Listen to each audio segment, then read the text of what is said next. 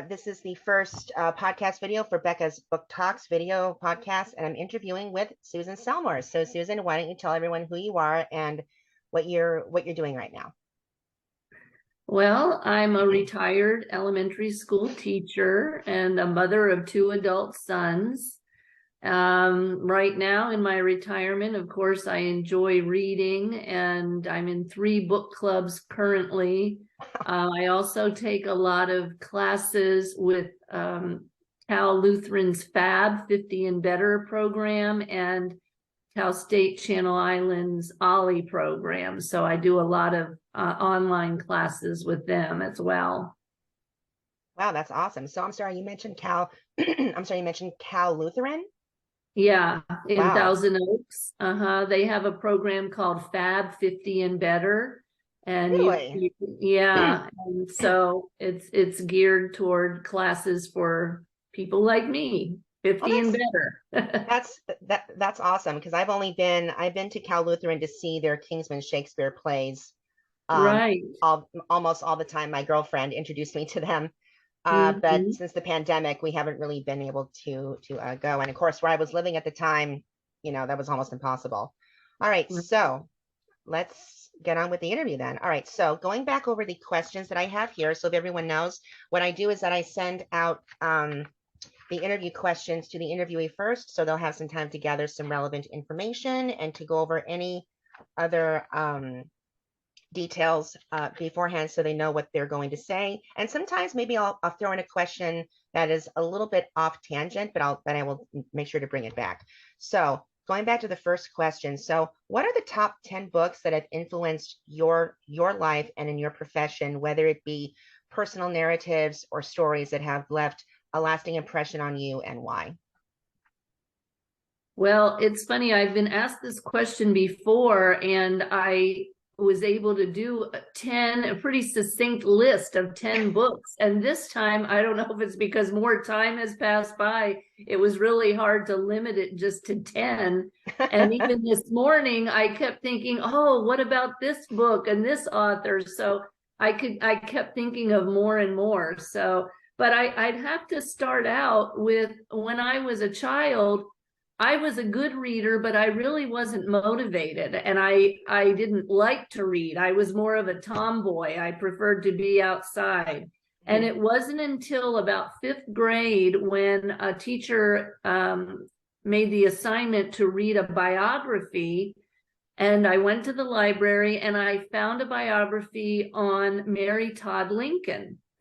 And it's memorable to this day because everybody, I knew who Abraham Lincoln was, of course, but I didn't know about Mary Todd Lincoln. And after reading that book, it really made such an impression on me, and it made me realize that I like reading about women from different time periods in different settings and so on. And to this day, I enjoy that.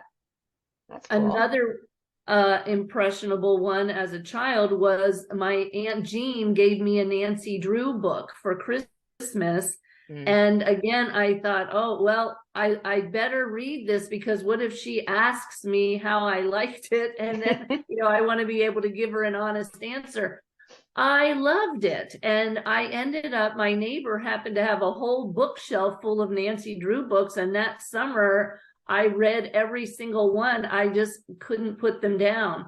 So as a child, those would be 2 experiences that I had that made me realize that reading really could be fun. And so I think it also influenced me as a teacher, because I always encourage children, and of course in parent conferences, I would stress the importance of children reading things that they enjoy.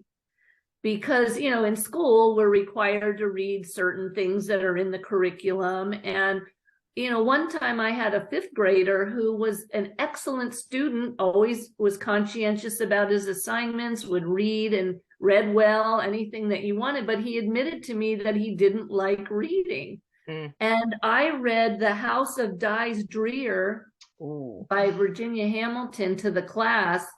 and it deals with the Underground Railroad, and he loved it. And that book made him realize that, he could enjoy reading too. So again, it stressed to parents, make sure that children have a print-rich environment and they can read things that they enjoy. So they realize that reading is fun and it's not just an assignment.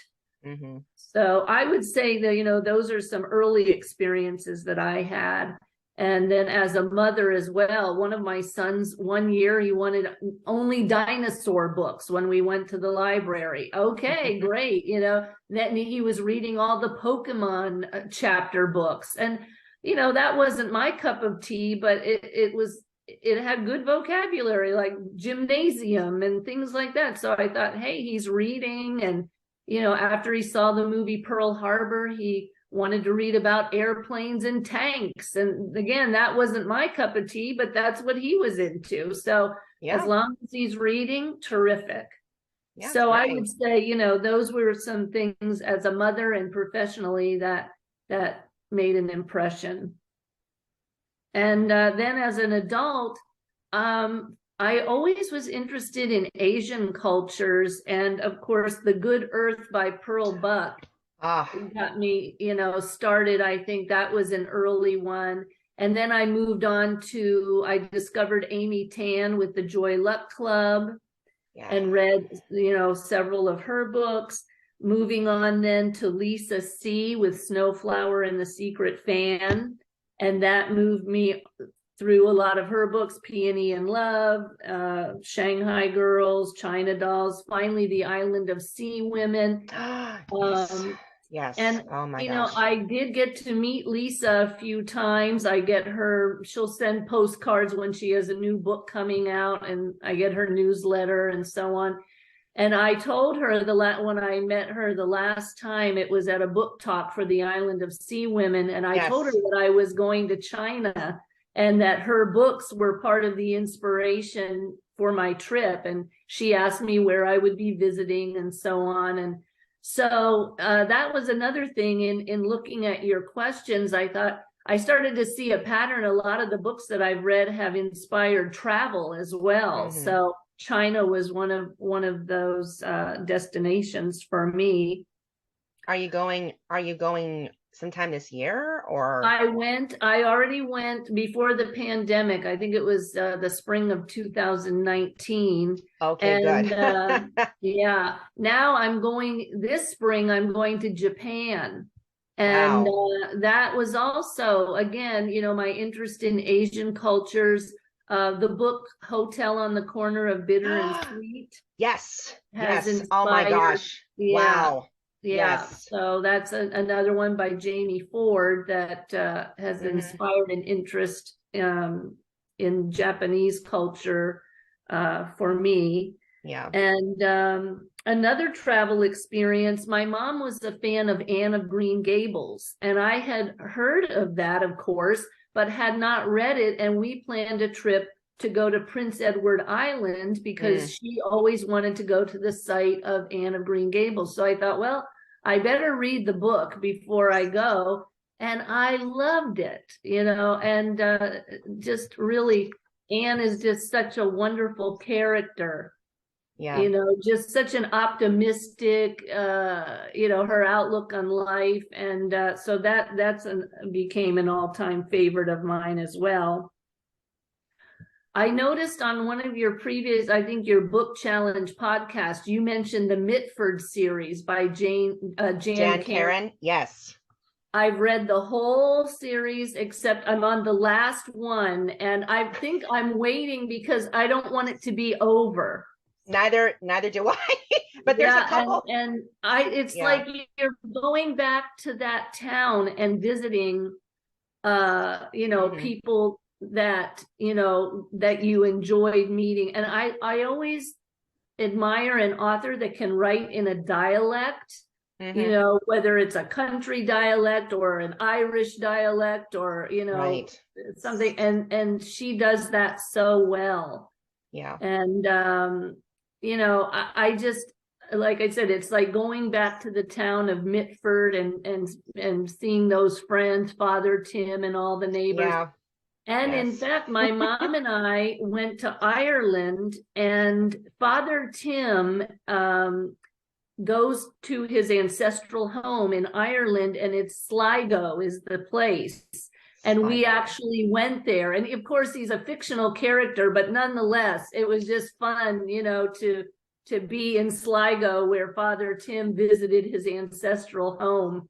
I'm gonna have to go back to the books. Do you know when do you recall which book that was that he goes back to Ireland? I think it's called in the Company of Others. I think it's number 11 in the series. Okay, yes. I'm not sure. That may have been one of the books that I don't have a copy of. The next one I have is Shepherd's Abiding, and then I think I forgot what the last one is. But yeah, I don't want it to be over. And I'm trying to even recall how I got started on Mitford, on the Mitford series. Well, my mom started me on it, and I'm so glad. I even have the Mitford cookbook. Yes, yes. Yeah, and all of them take place in Mitford, except for in the Company of Others. He goes to Ireland, and the one before that, he goes to his childhood home of Holly Springs, and so that takes you out of Mitford. I think there might be one other one where they go on a little trip or something where, you know, you're a little bit out of Mitford, but nonetheless, all of them are just wonderful. And so I highly recommend that series. That's just always, you know, going to be a favorite of mine. One book that always we use in my book club, the standard that we keep for a really good book is The Help by Catherine Stockett. That, you know, we just always remember how much we love that book. And sometimes when we're talking about other books, we kind of use that standard that, you know, well, I didn't, you know, it wasn't quite at that level as The Help, but, you know, so that's a book that we always come back to. The Secret Life of Bees is another one that was a favorite of mine. Yes. And I'm kind of like you. I know on one of your previous podcasts, you mentioned like having read Mitch Albom's books. I'm like that too, where once I find an author that I like, then I want to read and so Secret Life of Bees, then of course I read The Mermaid Chair, The Invention of Wings, and I'm like that with several authors where I just want to, when I hear they have a new book out, I am excited to read it. So I'm loyal that way to my favorite authors. Have you read any by Patrick Taylor? The name sounds familiar. Is there a particular title that you know? Well, he has a whole series, and I'm just starting on his series on the Irish country doctor. And for people that like All Creatures Great and Small, which is currently on PBS, it's similar, but instead of a veterinarian, he's a people doctor. But they're just so much fun. Speaking of visiting Mitford, these stories by Patrick Taylor take place in a fictional town called Ballybuckle. And it's like, who would not want to visit a town called Ballybuckle? I just love it every time I hear it. And I've actually done some of his books on audio because you get to hear the Irish accent. And I just love that so much. And so again, I've read a few. There's let me see, I have it written down. I think 19 books in the series, and I've done like 3 or 4. So, but I just like with Mitford, I love to go back to Ballybuckle and visit the people there. So I wanted to make sure to mention that. Wow, my goodness, I didn't think about that. Another author that I like that, you know, if you like dialects and things, Fanny Flagg is just delightful. Now, she's probably most well known for Fried Green Tomatoes at the Whistle Stop Cafe, but she has other books. And if you get a kick out of phrases like, you know, phrases like knee high to a grasshopper. Some like I like Southern phrases like that and so on. She is just delightful. She's not the one who wrote God's Guest List. I'm thinking that maybe, I don't think she wrote that. I think that was That Debbie. one doesn't ring a bell, but she does. No, I'm sorry. You know what? No, I'm sorry. That was Debbie McComber. That's the one. Okay, that's the name I recognize. Yeah. Okay. Another good book that I put on my list is The Kitchen House by Kathleen Grissom. And then she did a sequel, Glory Over Everything. And again, that goes along with the Underground Railroad. And I happened to finish that book, and then I went on a trip to New York. I was actually visiting Niagara Falls, but there are Underground Railroad stops near there. And it was very inspirational to visit a farm, that was on the Underground Railroad, one of the Underground Railroad stops. And then we went to where we could see where the escaped slaves crossed a river into Canada, into safety and freedom. And that was, an inspirational trip. And having, read that book, that's another genre that I like, Civil War era books I'm interested in. Martha Hall Kelly, she did the Lilac Girls series. She had Lilac Girls was first, and then it actually went backwards. She wrote prequels, Lost Roses, and then Sunflower Sisters. Yeah, I think my mother has read most of her books. Yes, Lilac Girls, got it. So that would be another author. So I probably did more than 10 by now, but I could go on and on. It's okay. I forgot this author. Yeah. I actually could go back to a few that you mentioned. So yeah, The Hotel at the Corner of Bitter and Sweet. Yeah, most of the books that I have on my recommendations are books that were actually listed on the Pop Sugar reading challenges that I never even considered, and they are phenomenal. That one I absolutely loved. Yes. But Sue, you mentioned Sue Monk Kidd, The Secret Life of Bees. Have you read her book Traveling with Pomegranates? It's the one with her and her daughter. No, I've heard of it. Read that one. That was so fantastic. And you can see how she was inspired to write The Secret Life of Bees from her trip. It was actually on a trip to, I want to say it was Greece. So I would definitely check that one out. And Lisa C., not to jinx anything, but I actually wrote to her and Avi and to a few other authors whose works I have read. Lisa actually wrote me back saying she wants to see a couple of episodes before she commits to an interview. So hopefully we can see her on the podcast. Maybe then I can even open it up to an actual live webinar. We'll have to see as soon as I can figure this technical stuff out. But Patrick Taylor, no, that was Frank Delaney. He's the one who wrote Tipperary. Okay. So are there any of the books that you want to mention? Well, I just want to say, Jamie Ford, who wrote The Hotel on the Corner of Bitter and Sweet, I also enjoyed his book, Love and Other Consolation Prizes.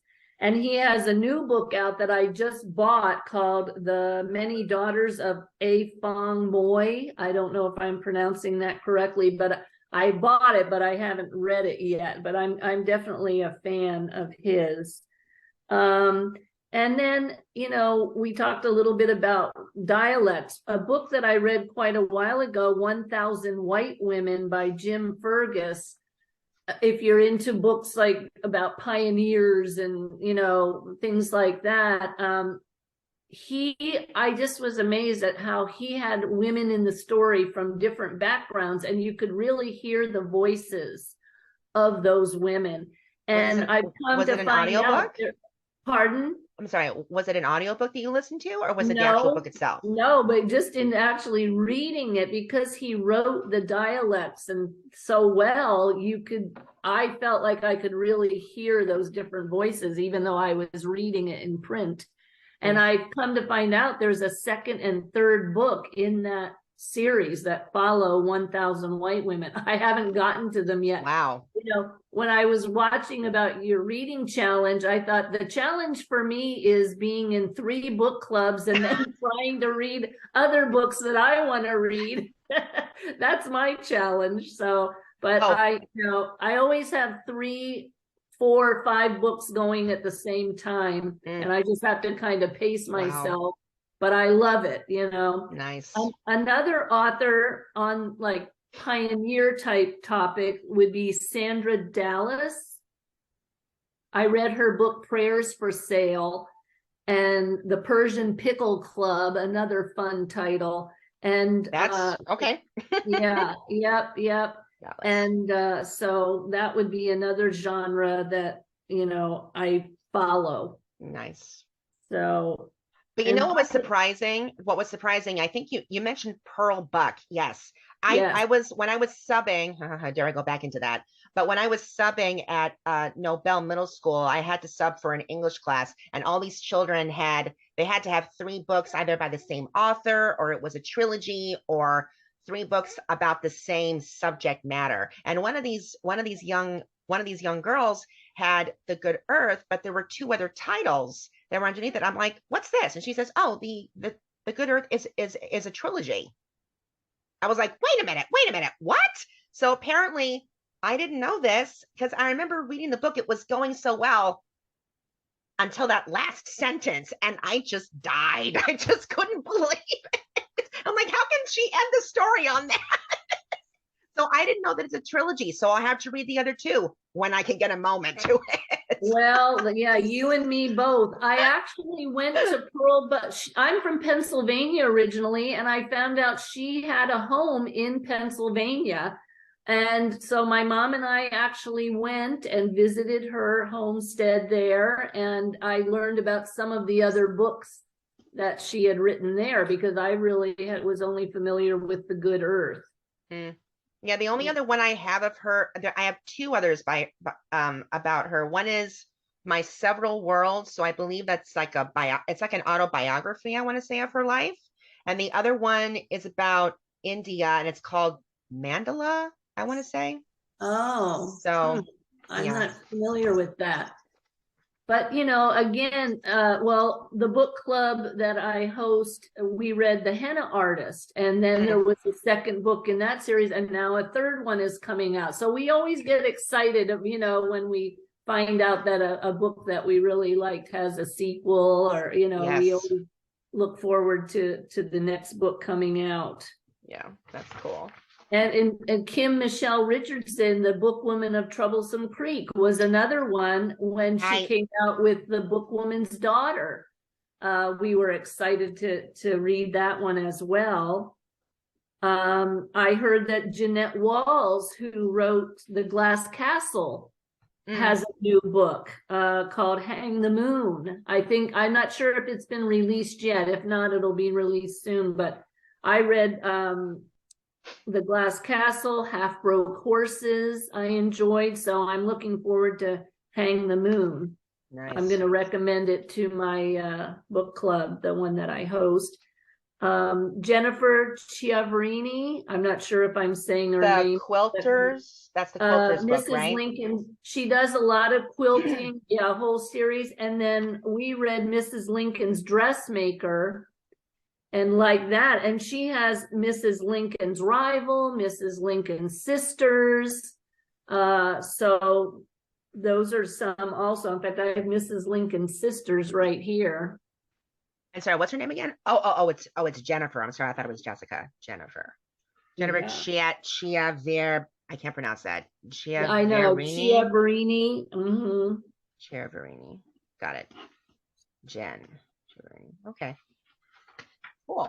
All right. Well, before we get into any more, all right. So I could go on just about your first question. I know.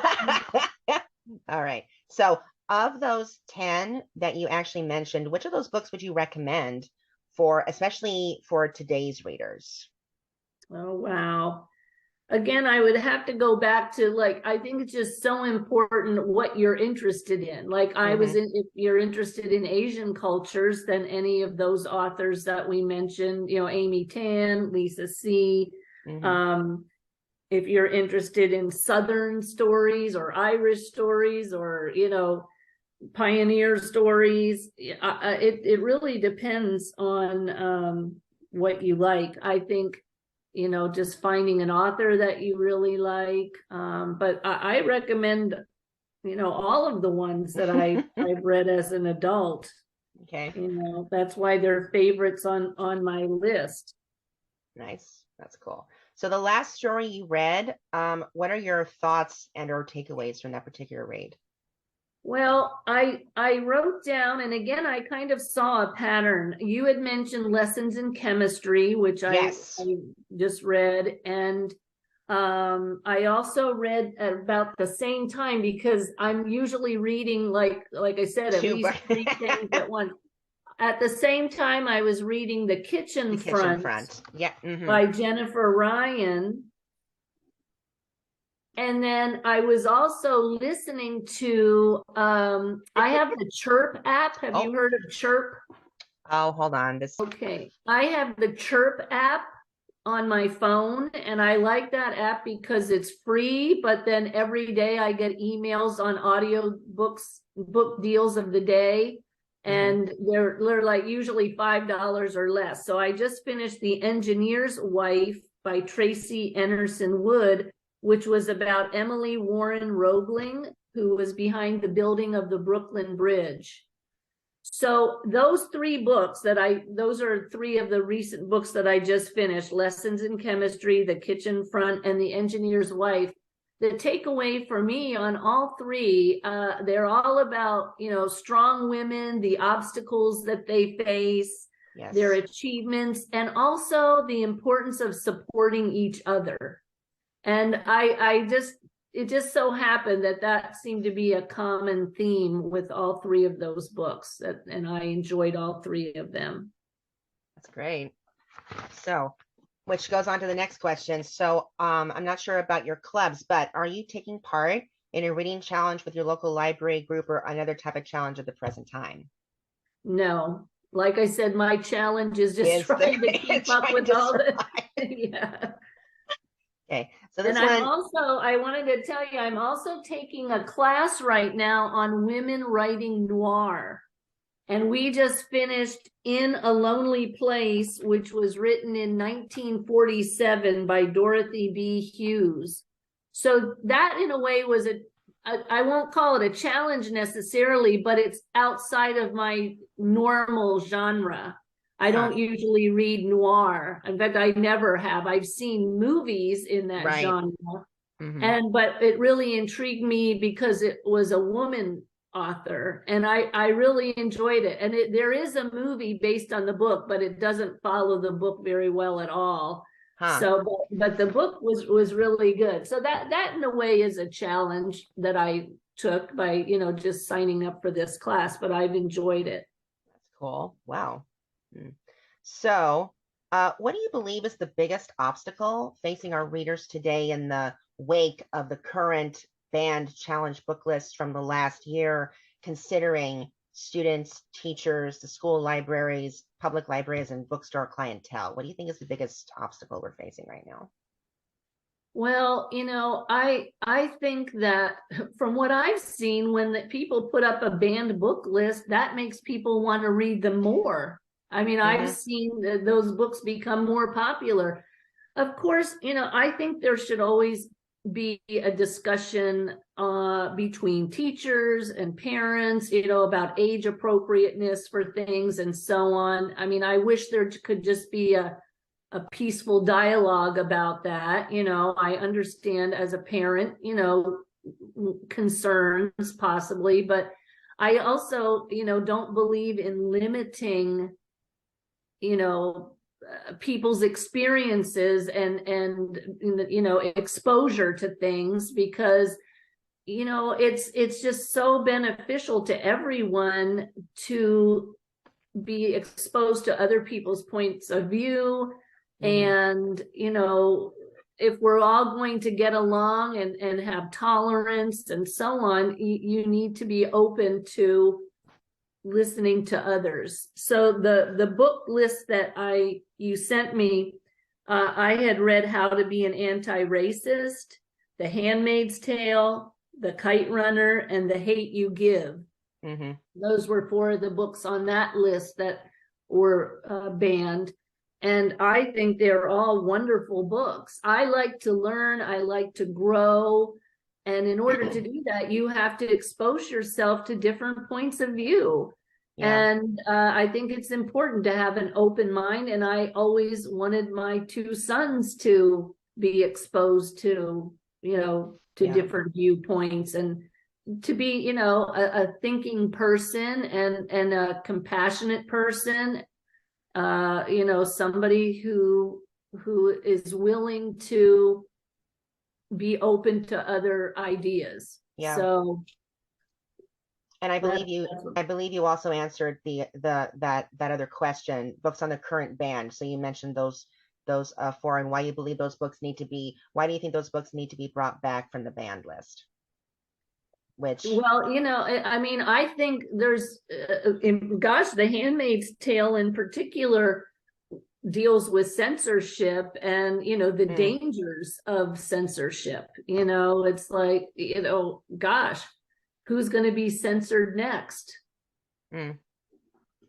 So I think, the idea of freedom of speech and things that we're supposed to stand for, it's just against that, to ban certain books. So the only book that I remember reading about censorship, which took it to a whole new level, was Ray Bradbury's Fahrenheit 451.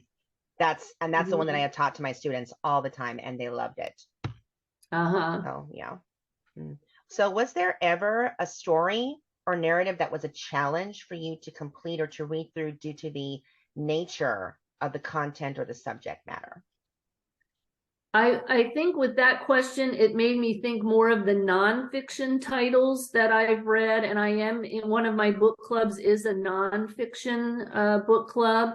For instance, we read The Mosquito, A Human History of Our Deadliest Predator by Timothy C. Weingard. And at first I thought, ugh, how much, and it wasn't a short book, but I thought, how much do I want to learn about the mosquito?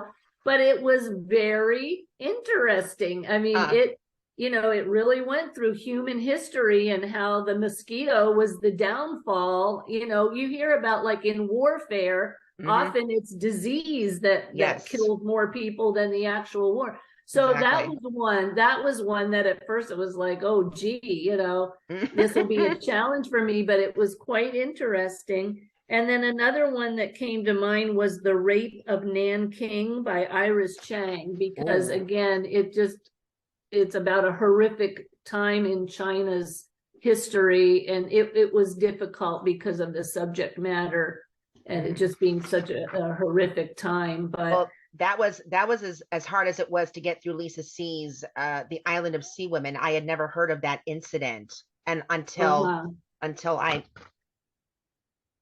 saw that. I'll need to get to that one later. So which book in your entire collection could you not live without, and why? And does that book hold particular meaning for you? When I thought about that, I don't hold on to many books because I enjoy passing them on so much. If I love a book, I want somebody else to get joy from that book. But I would say if I was going to hang on to a book, it would probably be one like The Island of Sea Women. I have an autographed copy of that. So ones that, where I met the author and it's autographed, that would be a keeper for me, as well as maybe some nonfiction titles that I might want to refer to. I'm in a mindfulness group. We read books about compassion and things, and we reflect on that. And so if it's a book like that I might want to refer to, I might hang on to it. But other than that, I enjoy passing books on to other people. That's cool. So we basically have 1 minute left. So let me just make sure I get this last question. So are there any organizations charities or special events taking place that our viewers should look into, donate, or participate in, and I can make sure to post them in the link below on the channel. Are there any? I didn't have any in particular, other than I would just say to support your local library and your local bookstores. Awesome. Well, that was wonderful, Susan. Well, thank you so much. And hopefully, maybe when I can get this thing upgraded or figure out a little bit more of the technical, we can talk more. But thank you so much for doing this. And I'm looking forward to seeing Absolutely, you my again. pleasure. My All right. pleasure. All right. Take care. And thank you so much. Sure Bye. thing. Bye. Bye-bye.